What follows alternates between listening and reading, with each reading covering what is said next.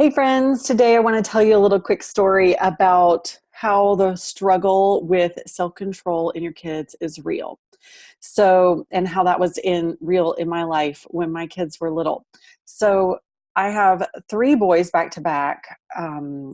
There's 31 months between the time that the first one's born and the time that the third one was born. So they're really close together. And that meant that I had three kids trying to sit in church and be still all at the same time.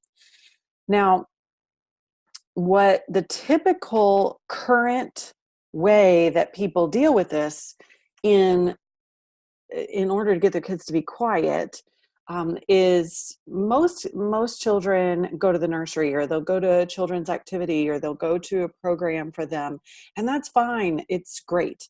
Um, and I love those. My kids use them now, and I really enjoy the fact that they have that option. But that hasn't always been the case. And when it wasn't, it was a big challenge to keep everybody still and quiet and listening in church. And you, maybe that's not a dynamic that you go and have to deal with in church, but I bet you have to deal with it somewhere, whether it's church or it's in the grocery store, and you need to be able to think about which thing you're putting in the cart, or you need to figure out how to keep them quiet in a doctor's office or a waiting room where the process of waiting for whatever it is taking a lot longer. And anytime you have multiple little people that you're trying to manage all at the same time, all of a sudden your little cell phone isn't so useful because you only have one of them. And so this is one of the situations that I found myself in as a young mom with some really young children who needed to be entertained or just kept quiet. Like, we get to the place where we're like, okay, can you just be quiet? What do we need to do to make you quiet? So that's where I was as a young mom trying to get my kids quiet. Sometimes you can put them on your lap, but you can't put three kids on your lap.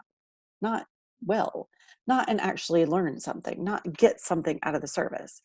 And so I tried everything. I tried everything.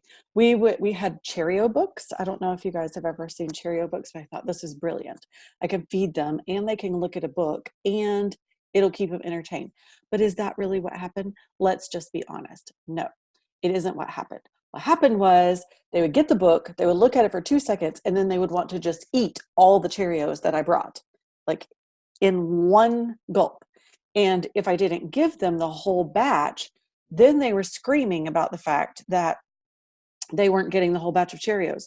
Why? Okay, you can call it like self-discipline and a kid that's out of control, but also let's think about the context of the fact that they have the only time they are ever in a situation where I do not give them the entire container of Cheerios is at church.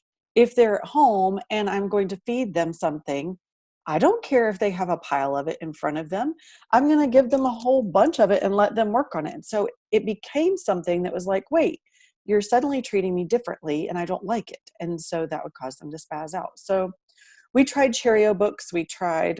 Um, we tried colored pencils and crayons and letting them color. But we quickly found that they would drop them all over the floor, that they would roll under the seats in front of us, that they would break them, or they would find ways to make noise with them. We tried little toys. We tried different kinds of books that did not involve food. We tried all sorts of things to get them to basically, how can we keep you entertained during the situation? And in the process, I felt like a really bad mom. Like, why is it that my parents and their parents were very capable of helping teach their children how to sit still and not misbehave, but all of a sudden I have so many struggles with this with my own children? That was the question. And I'm here to tell you why. The reason why is because there's not hardly any areas where our children have to learn to sit still and be quiet anymore. There aren't. There's not default places where they have no other choice other than to entertain themselves with their own thoughts. Now, this process has always, I think, been difficult for little babies, but we're talking about kids that are like 8 or 10 years old and they can't sit still. And listen, it's not because you're a bad parent. It's not because they're bad kids. It's because they're never having to practice.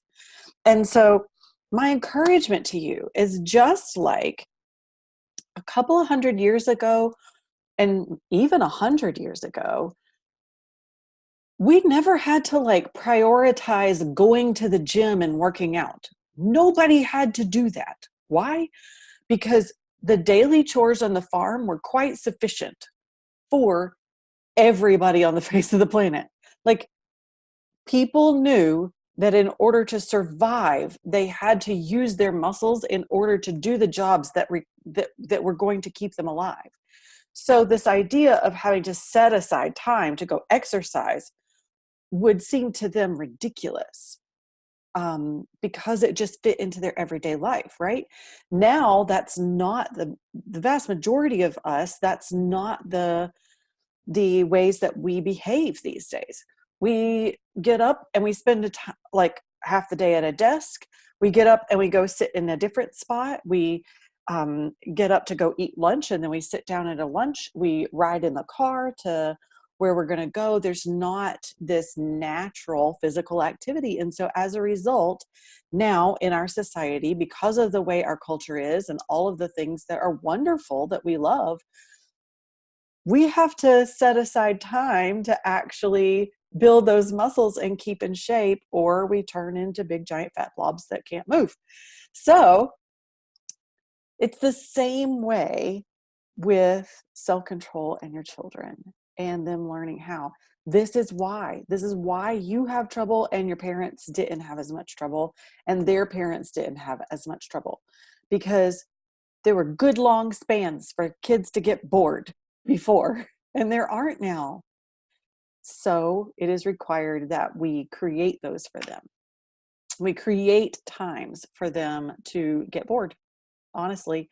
And that can look a number of ways. You can research how to help train your children for self-control, but you can also go to my website and look at the blog, Self-Control Activities for Children. You can also check out my podcast, fruitpursuitpodcast.com, and look up the episode on self-control activities for children.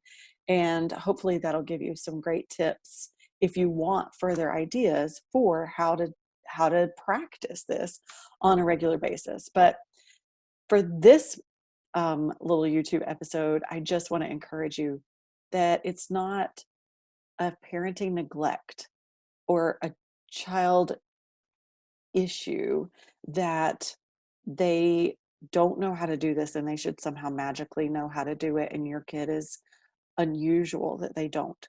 Nope. It's something that's going to require work because it's not something that naturally comes into their schedule on a regular basis. So I hope that this has been encouraging to you and just sort of helps you take some action to go out there and figure out what is it that will support them well in developing that kind of self-control. All right. Thanks for tuning in. You can subscribe to my channel if you are really liking some of these ideas, and I look forward to talking to you next time.